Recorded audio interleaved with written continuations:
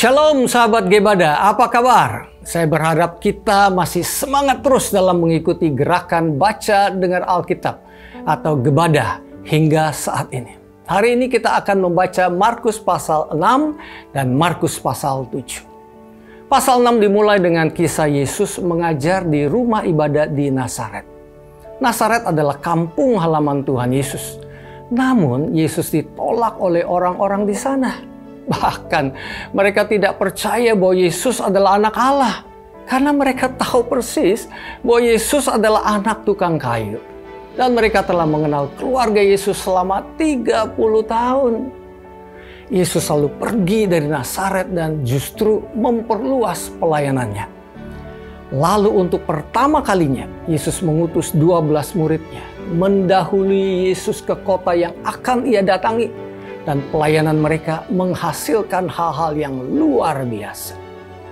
Para murid menyembuhkan orang-orang sakit, mengusir setan-setan, serta mewartakan firman hingga nama Tuhan Yesus tersiar di seluruh Israel. Hasil pelayanan mereka terdengar sampai ke telinga Herodes dan membuat Herodes tergoncang. Herodes takut sampai-sampai berpikir bahwa Yesus adalah Yohanes Pembaptis yang bangkit dari kematian. Saat nama Yesus disaksikan ke seluruh negeri, banyak orang datang kepada Yesus. Yesus hendak pergi ke tempat sepi agar para muridnya dapat beristirahat dari pelayanan. Tetapi justru makin banyak orang yang datang. Sebagai gembala yang baik, Yesus tidaklah menolak mereka. Dia mengasihi mereka dan mengajar mereka firman Tuhan. Kemudian pada bagian akhir pasal 6 berisi tentang 3 mukjizat yang Yesus lakukan. Yaitu mukjizat 5 roti dan 2 ikan. Mukjizat berjalan di atas air dan menyembuhkan orang-orang sakit di Genesaret. Pasal 7 menceritakan tentang perselisihan Yesus dengan orang Farisi dan ahli Taurat. Mereka mengkritik para murid Yesus karena tidak membasuh tangan sebelum makan. Yesus pun memperingatkan tentang kemunafikan mereka dan menegaskan bahwa ketidakbenaran di dalam dirilah yang menajiskan manusia.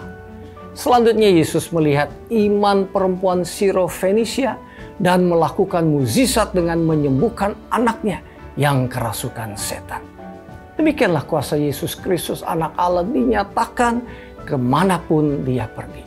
Sekarang mari kita membaca Markus pasal 6 dan Markus pasal 7 bersama-sama.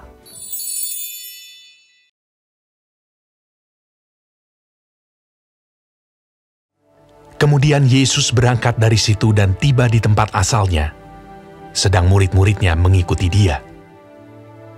Pada hari Sabat, ia mulai mengajar di rumah ibadat, dan jemaat yang besar takjub ketika mendengar dia, dan mereka berkata, "Dari mana diperolehnya semuanya itu? Hikmat apa pulakah yang diberikan kepadanya? Dan mujizat-mujizat yang demikian, bagaimanakah dapat diadakan oleh tangannya? Bukankah ia ini tukang kayu? Anak Maria, saudara Yakobus, Yoses, Yudas, dan Simon? Dan bukankah saudara-saudaranya yang perempuan ada bersama kita?" Lalu mereka kecewa dan menolak dia. Maka Yesus berkata kepada mereka, "Seorang nabi dihormati di mana-mana, kecuali di tempat asalnya sendiri, di antara kaum keluarganya dan di rumahnya." Ia tidak dapat mengadakan satu mujizat pun di sana, kecuali menyembuhkan beberapa orang sakit dengan meletakkan tangannya atas mereka. Ia merasa heran atas ketidakpercayaan mereka. Lalu Yesus berjalan keliling dari desa ke desa sambil mengajar. Ia memanggil ke-12 murid itu dan mengutus mereka berdua-dua. Ia memberi mereka kuasa atas roh-roh jahat dan berpesan kepada mereka supaya jangan membawa apa-apa dalam perjalanan mereka kecuali tongkat, roti pun jangan, bekal pun jangan, uang dalam ikat pinggang pun jangan. Boleh memakai alas kaki, tetapi jangan memakai 2 baju. Katanya selanjutnya kepada mereka, "Kalau di suatu tempat kamu sudah diterima dalam suatu rumah, tinggallah di situ sampai kamu berangkat dari tempat itu. Dan kalau ada suatu tempat yang tidak mau menerima kamu, Dan kalau mereka tidak mau mendengarkan kamu, keluarlah dari situ dan kebaskanlah debu yang di kakimu sebagai peringatan bagi mereka. Lalu pergilah mereka memberitakan bahwa orang harus bertobat, dan mereka mengusir banyak setan dan mengoles banyak orang sakit dengan minyak dan menyembuhkan mereka. Raja Herodes juga mendengar tentang Yesus sebab namanya sudah terkenal, dan orang mengatakan, Yohanes Pembaptis sudah bangkit dari antara orang mati, dan itulah sebabnya kuasa-kuasa itu bekerja di dalam dia. Yang lain mengatakan, Dia itu Elia. yang lain lagi mengatakan, Dia itu seorang nabi, sama seperti nabi-nabi yang dahulu. Waktu Herodes mendengar hal itu, ia berkata, Bukan, dia itu Yohanes yang sudah kupenggal kepalanya dan yang bangkit lagi. sebab memang Herodeslah yang menyuruh orang menangkap Yohanes dan membelenggunya di penjara berhubung dengan peristiwa Herodias, istri Filipus saudaranya, karena Herodes telah mengambilnya sebagai istri. Karena Yohanes pernah menegur Herodes, Tidak halal engkau mengambil istri saudaramu. karena itu Herodias menaruh dendam pada Yohanes dan bermaksud untuk membunuh dia, tetapi tidak dapat, sebab Herodes segan akan Yohanes karena ia tahu bahwa Yohanes adalah orang yang benar dan suci. Jadi ia melindunginya. Tetapi apabila ia mendengarkan Yohanes, hatinya selalu terombang-ambing. Namun ia merasa senang juga mendengarkan dia. Akhirnya tiba juga kesempatan yang baik bagi Herodias. Ketika Herodes pada hari ulang tahunnya mengadakan perjamuan untuk pembesar-pembesarnya, perwira-perwiranya, dan orang-orang terkemuka di Galilea. Pada waktu itu, anak perempuan Herodias tampil lalu menari, dan ia menyukakan hati Herodes dan tamu-tamunya. Raja berkata kepada gadis itu, Minta daripadaku apa saja yang kau ingini, maka akan kuberikan kepadamu. lalu bersumpah kepadanya, Apa saja yang kau minta akan kuberikan kepadamu, sekalipun setengah dari kerajaanku. Anak itu pergi dan menanyakan ibunya. Apa yang harus kuminta? Jawabnya, Kepala Yohanes Pembaptis. maka cepat-cepat ia pergi kepada raja dan meminta. Aku mau supaya sekarang juga engkau berikan kepadaku kepala Yohanes Pembaptis di sebuah talam. Lalu sangat sedihlah hati raja. Tetapi karena sumpahnya dan karena tamu-tamunya, ia tidak mau menolaknya. Raja segera menyuruh seorang pengawal dengan perintah supaya mengambil kepala Yohanes. Orang itu pergi dan memenggal kepala Yohanes di penjara. Ia membawa kepala itu di sebuah talam dan memberikannya kepada gadis itu, dan gadis itu memberikannya pula kepada ibunya.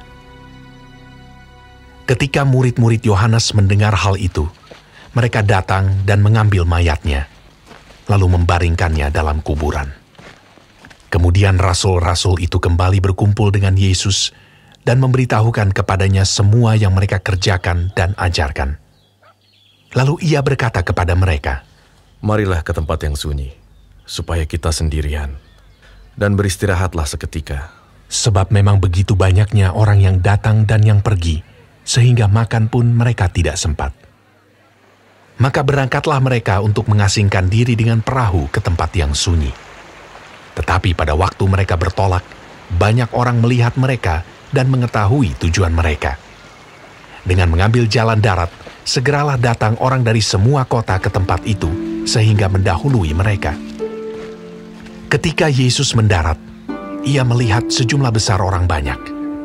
Maka tergeraklah hatinya oleh belas kasihan kepada mereka, karena mereka seperti domba yang tidak mempunyai gembala. Lalu mulailah ia mengajarkan banyak hal kepada mereka. Pada waktu hari sudah mulai malam, datanglah murid-muridnya kepadanya dan berkata, Tempat ini sunyi dan hari sudah mulai malam. Suruhlah mereka pergi, supaya mereka dapat membeli makanan di desa-desa dan di kampung-kampung di sekitar ini. Tetapi jawabnya, Kamu harus memberi mereka makan. kata mereka kepadanya, Jadi, haruskah kami membeli roti seharga 200 dinar untuk memberi mereka makan? tetapi ia berkata kepada mereka, berapa banyak roti yang ada padamu? Cobalah periksa. Sesudah memeriksanya, mereka berkata, 5 roti dan 2 ikan. Lalu ia menyuruh orang-orang itu supaya semua duduk berkelompok-kelompok di atas rumput hijau. Maka duduklah mereka berkelompok-kelompok. Ada yang 100, ada yang 50 orang. Dan setelah ia mengambil 5 roti dan 2 ikan itu, ia menengadah ke langit dan mengucap berkat, lalu memecah-mecahkan roti itu dan memberikannya kepada murid-muridnya, supaya dibagi-bagikan kepada orang-orang itu. Begitu juga kedua ikan itu dibagi-bagikannya kepada semua mereka. Dan mereka semuanya makan sampai kenyang.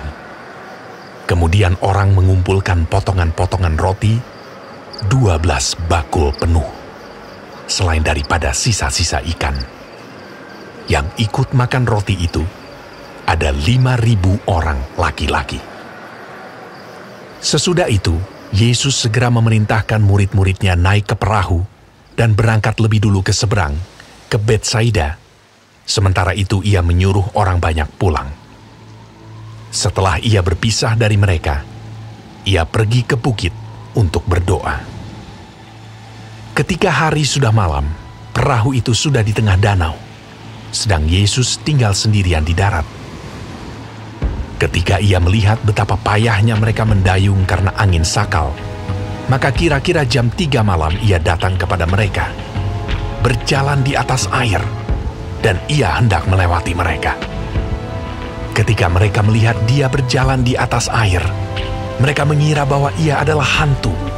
Lalu mereka berteriak-teriak, sebab mereka semua melihat dia, dan mereka pun sangat terkejut. Tetapi segera ia berkata kepada mereka, "Tenanglah, aku ini, jangan takut."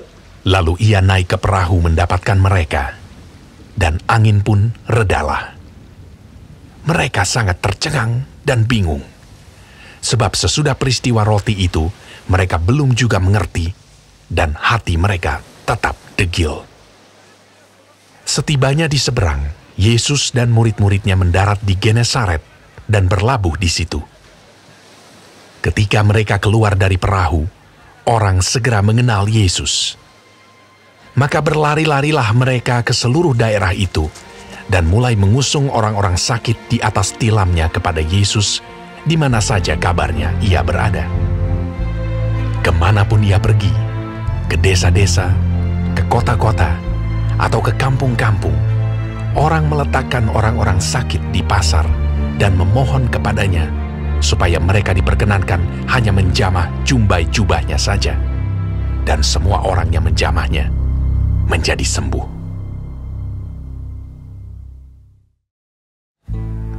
Pada suatu kali, serombongan orang Farisi dan beberapa ahli Taurat dari Yerusalem datang menemui Yesus. Mereka melihat bahwa beberapa orang muridnya makan dengan tangan najis, yaitu dengan tangan yang tidak dibasuh.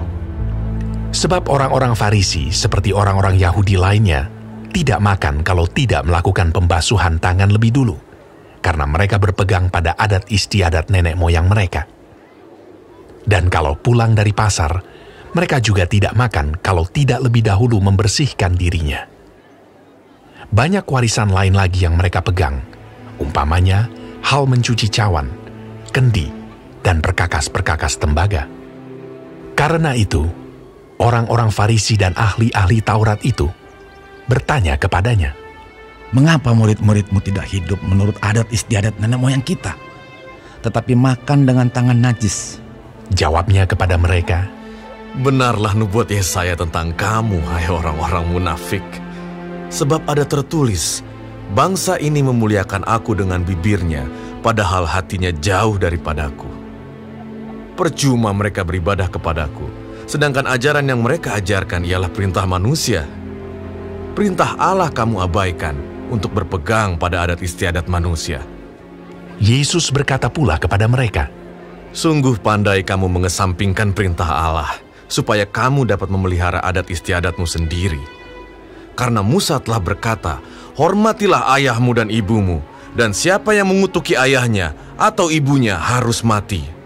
Tetapi kamu berkata, Kalau seorang berkata kepada bapanya atau ibunya, "Apa yang ada padaku yang dapat digunakan untuk pemeliharaanmu sudah digunakan untuk korban, yaitu persembahan kepada Allah," maka kamu tidak membiarkannya lagi berbuat sesuatu pun untuk bapanya atau ibunya. Dengan demikian, firman Allah kamu nyatakan tidak berlaku demi adat istiadat yang kamu ikuti itu. Dan banyak hal lain seperti itu yang kamu lakukan. Lalu Yesus memanggil lagi orang banyak dan berkata kepada mereka, "Kamu semua, dengarlah kepadaku dan camkanlah. Apapun dari luar yang masuk ke dalam seseorang tidak dapat menajiskannya. Tetapi apa yang keluar dari seseorang, itulah yang menajiskannya. Barang siapa bertelinga untuk mendengar, hendaklah ia mendengar." Sesudah ia masuk ke sebuah rumah untuk menyingkir dari orang banyak, murid-muridnya bertanya kepadanya tentang arti perumpamaan itu. Maka jawabnya, "Apakah kamu juga tidak dapat memahaminya?